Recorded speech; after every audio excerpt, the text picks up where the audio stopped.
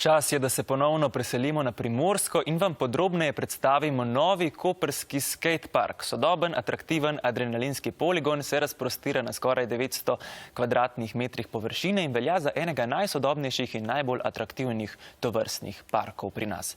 Erter, še enkrat dobro jutro v Koper. Urbani športi, kot so rolkanje, bajkanje, akrobatsko rolanje, so tudi v slovenski Istri zelo priljubljeni. Na svoj račun bodo ljubitelji adrenalina pa prišli šele tukaj, v sodobnem urbanem skateparku, za katerega so vsi člani športnega društva Obala Riders prizadevali več kot desetletje. V njihovih vrstah so tudi učitelji skejtanja oziroma rolkanja, ki bo letos na olimpijskih igrah v Tokiu prvič predstavljen tudi kot olimpijski šport, in več o tej urbani subkulturi danes z Aljažem Jermanom, predsednikom športnega društva Obala Riders. Dobro jutro. Dobar dan. Torej, kakšno veselje je za vas? Tukaj vidimo nekaj dni odprt urbani skatepark, zelo priljubljen. Ste veseli? Vsekakor, ful navdušeni. Končno smo dočakali to, zato ker smo se borili več kot 10 let. In končno prišel ta cajt, da lahko furamo in treniramo kot treba. Omenili vsi furanje in treninge. Povejva pa čisto na začetku, kakšna pravila veljajo. Gre za športno infrastrukturo, prav tako v športnem parku Bonifika, ki je zelo priljubljen ne samo med Koprčani, lahko bi rekli po vsej Sloveniji. Tako je. Zdaj to, marsikdo si zamišlja, da je to neko otroško igrišče, da lahko pripelje otroka, da se tle malo poreva z nekimi rekviziti na koleših in to. Ampak v bistvu je to neka urbana športna infrastruktura, se pravi športni objekt, ki je narejen po evropskih standardih, se pravi namenjen je skejtanju, BMX kolesarjenju in akrobatskem rolanju, pa tudi zdaj je ful v modi ta freestyle kotalkanje. Tako da to je tem športu namenjeno. Zdaj vse ostalo, razni rekviziti, kot so skiroji, poganjavčki, trikolesniki in take stvari, žal ni primerno za ta prostor, zato ker enostavno taki uporabniki ne spadajo v skatepark. Lahko pride tudi do poškodb, je potrebno čakati, koliko ljudi je tukaj lahko največ in se pač poganja po teh urbanih ovirah. Načeloma skatepark je narejen, da ga lahko uporablja do 20 ljudi naenkrat, ampak kot vidimo je v bistvu že zdavnaj premajhen. Tako da, kar je več kot 20 ljudi, se znajo že motiti med sabo, še posebej, kot pravim, ko prijo razni z rekviziti, ki niso primerni za ta skatepark. Na tabli je tudi omenjeno, kakšne so pravila, se pravi, otroci do 10 let mora biti obvezno v spremstvu staršev, do 15 let obvezno vsi čelade, in seveda paziti na vse ostale, ki uporabljajo skatepark, da se ne bi zgodile kakšne poškodbe, da ne bi bilo kakšne trčenja in tako dalje. Pomembno je, da veščino obvladamo, in zato smo pred mikrofon priklicali tudi trenerja skejtanja oziroma rolkanja, to je Luka Mahne. Dobro jutro. Dobro jutro, dober dan. Torej, že 3 desetletja praviš, da si ljubitelj tegale tako imenovanega voza, kako rečemo, skejtamo, rolkamo, in predvsem, kdaj je najbolj smotrno začeti? Sem približno malo več kot 20 let. Začeti je najboljše, kot te prime. Lahko je to tudi že pri 6-5 letih. Odvisno je od navdušenja. Če je navdušenje, potem tudi pridejo rezultati in dodatna volja. Dekleta so v manjšini pri tem športu, pa vendar njihovi akrobatski triki niso nič lažji od tistih od fantov? Se strinjam, in v teh časih je tudi vedno več deklet, opažam, ki so tudi bolj korajžne od nekaterih mladih fantov pri izvajanju trikov. Tudi tukaj jih lahko opazujemo.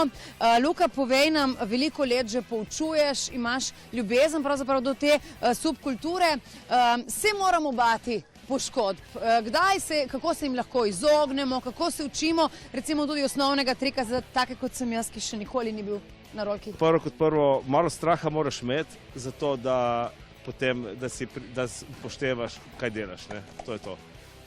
Poškodb je, mislim, ni jih nič več kot pri kakšnih drugih športih. Se pravi, če se stvar lotiš, presle ugotoviš, kje so strahovi in te probaš zdelati na manj. Tako bi povedal. Torej vse je v glavi, kot pri vseh drugih stvareh. Točno to. V bistvu največ je predelave trikov, največ je v glavi. Ko zdelaš trik v glavi, potem se premagaš strah, takrat šele se upaš bolj v fizično na rolko tudi pristati gor. Imamo v slovenski Istri kakšen mladi up. Rekli smo, da se bo ta šport predstavil na olimpijskih igrah letos prvič. Pričakujete, kaj je tisto, kar more imeti dober rolkar? Voljo, precej volje. Rolkarji so ponovadi trmasti, ker trenerji smo zdaj v novih časih, včasih trenerjev ni bilo in rolkanje v bistvu izhaja iz samo spodbujanja, bomo rekli iz tega. Je sicer skupno in je lep feeling, lep občutek, kada nas je več in se vsi spodbujamo, bomo rekli tako. Se imate tudi radi, najlepša hvala. Sedaj še nekaj o urbanem načinu življenja, ki ga prav tako spremlja rolkanje in o temu nekaj z Lukom Katelanijem, prav tako bajkerjem, kot vidim, sedaj se bo pripeljal k meni s kolesom. Pozdravljeni. Čau. Torej, danes stojiva tukaj na urbanem sodobnem skateparku in govorim prav o tem, da pri teh športih ni toliko zelo v ospredju tekmovalnost, kot tudi način življenja. Kaj vas spremlja? Ste zadovoljni, da ste dobili končno tak poligon tudi tukaj v slovenski Istri? Ja, res je, tle v ospredju ni tekmovalnost, ampak zabava. Recimo, torej, to je trenutek, da se pač sprostimo, se dobimo tukaj s prijatelji, se podpiramo, se pravi ne kot pri nekaterih športih, kjer je v ospredju neka zavest in to, ampak tukaj gre res za podporo en drugemu. Povezanih je še dosti drugih aktivnosti, torej lahko se snemajo različni posnetki. Veliko vlogo igra tudi stil, se pravi kako odpelješ trik, ni samo izvedba, torej ni kot recimo pri gimnastiki in podobnih športih, kjer je začrtano pravilo. To je pa tudi to. Naučimo se tudi uporabljati različna orodja, ker se kolesa kvarijo, torej pač sestaviš celo kolo sam, pridobivaš neke različne sposobnosti, ki vedno pridejo prav v življenju. Torej, kreativnost in razvijanje osebnega sloga, Tako je. To mi je všeč.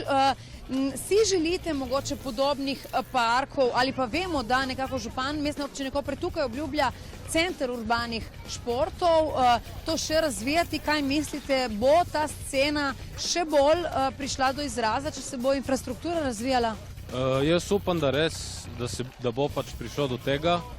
Upam, da se bo zgradilo čim več še drugih objektov, da pač zadeva teče naprej, ker pač kot vemo v drugih državah, še posebej v Ameriki, je to prisotno že nekaj desetletij, se pravi Slovenija zaostaja na tem področju, ampak to je nekako prvi korak v neki pravi smeri in upam, da bo šlo tako naprej. Še to me zanima, koliko let se ukvarjate z bajkanjem ali tudi skejtate in kako se nekako čuvate pred poškodbami? S kolesom se vozim že pač od kadar pomnim, z BMX-om nekih zadnjih približno 7-8 let. Skejtam tudi, nimam nič proti skejtanju, mi je šport, ki je zelo lep za gledati.